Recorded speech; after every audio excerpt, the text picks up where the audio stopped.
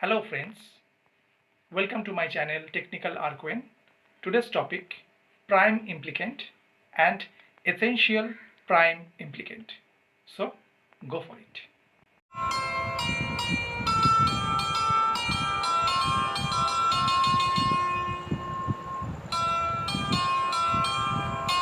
Now today we discuss the prime implicants, which is also known as PI, and essential prime implicant, also known as EPI. Okay, so before we start, we should know what is an implicant, right? Implicant is a minterm in sum of the product or maxterm in product of the sum of a Boolean function. Okay, so if we take an example, suppose f x y z is a three variable is concerned, and we are write some minterm.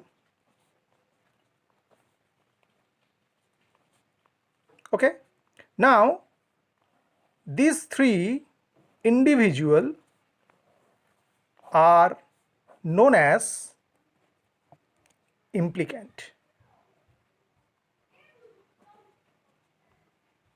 Clear? Or we go for the another example, function ABC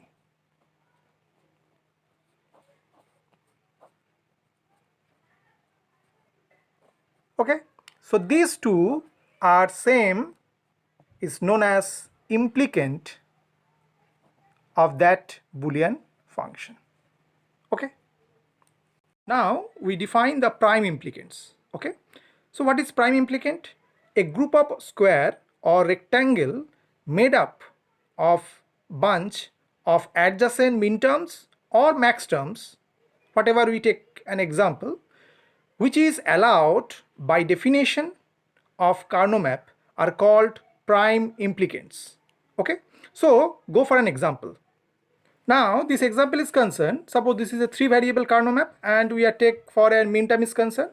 So suppose this particular position we have the minterm and we form the group or clubbing. Okay, so this group can be formed. We already discussed this part in my previous videos, how the group is formed. Okay, so if you take that, so this is your first group, this is your second group, and this is your third group. Means for this Karnaugh Map example is concerned, where we are using the minterm, so their prime implicants are 3. Means whatever grouping or clubbing is made within a Karnaugh Map is known as prime implicants. So for this example, the number of prime implicants is 3. This is one group, this is another group, this is another group. That means there is a 3 group is formed. So that's why the prime implicants are 3. Okay. Now we discuss essential prime implicant. So at first we should know what is essential prime implicant. Okay. It is a prime implicant which has at least one minterm which is not covered by other prime implicant. Means if the example for the Karnaugh Map is going on for the minterm, so at least one minterm should be not covered by other prime implicants. Okay, so go for an example first. So we take an example for two variables. Suppose x and y is there, the variable name. So value is 0, 1, 0, 1. And suppose we are providing just this. Means in that position the minterm are exist. Okay. Now we form the group. So it is your first group and it is your second group. Okay. So in that case, what happened? For the first group is concerned, means this is your first group and it is your second group. So for that particular case is concerned, in that group, one minterm is not covered by the any other prime implicant. And the same manner for this group is concerned, one minterm is not covered by other prime implicant. So that means, so for this Karnaugh Map is concerned, essential prime implicants is 2. because both are essential prime implicants. Means, first of all, they are a prime implicant with an existing property that at least one minterm should not covered by other prime implicant. So in that both group it is exist. That why on that Karnaugh map we have two essential prime implicant. Okay. Now we take the second example where we given four variables, and suppose these are the positions where the minterm is exist according to the Boolean function is concerned. Okay. Now we form the group at first. So this is your first group. Okay. Now this is your second group. This is your third group. This is your fourth group. And this is your fifth group. Okay. So how many groups are there? This is your first group. This is your second group. This is your third group. This is your fourth group. And this is your fifth group. Now important part is that on that Karnaugh map, at first, if I consider how many prime implicants are there, so prime implicants is 5, because according to the definitions, the prime implicants are the grouping. So how many grouping is there? 5 groupings are there. So that means prime implicants are 5. But how many essential prime implicants? Essential prime implicants are 4. Why? Just view that table. This particular group, this one is not covered. This particular group, this one is not covered. This particular group, this one is not covered. And this particular group, this one is not covered. That means in that particular Karnaugh map, there have 4 essential prime implicants. But if we consider this group, so all 1 are covered, means this group is not belongs to essential prime implicants. Clear? So for this example, there have 5 prime implicants, but only 4 essential prime implicants.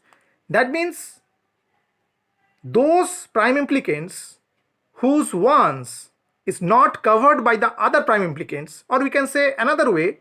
So here all ones, this quad, are covered by 4 other pairs. That's why the essential prime implicants is 4 and prime implicants is 5. Okay. Now the grouping is concerned, there should 3 things should remember. One is your octet, means 8 elements, 8 ones or 0 when form a group, then it can called octet. When 4 ones or zeros, then we can say is a quad, and when 2 ones or zeros form a group, we can say pair, and it should be power of 2. Okay, means either 8, either 4 or either 2. So whatever the Karnaugh map is concerned, the grouping should be done either in form of 8, means first we try from octet. If it is not possible, then we try quad, means 4. If not possible, then we go for pair, and it should be done adjacently, in horizontally adjacent or vertically adjacent, but not take if it is a diagonally adjacent. Clear? Now another prime implicant is there, which is also known as redundant prime implicant. So what is this actually?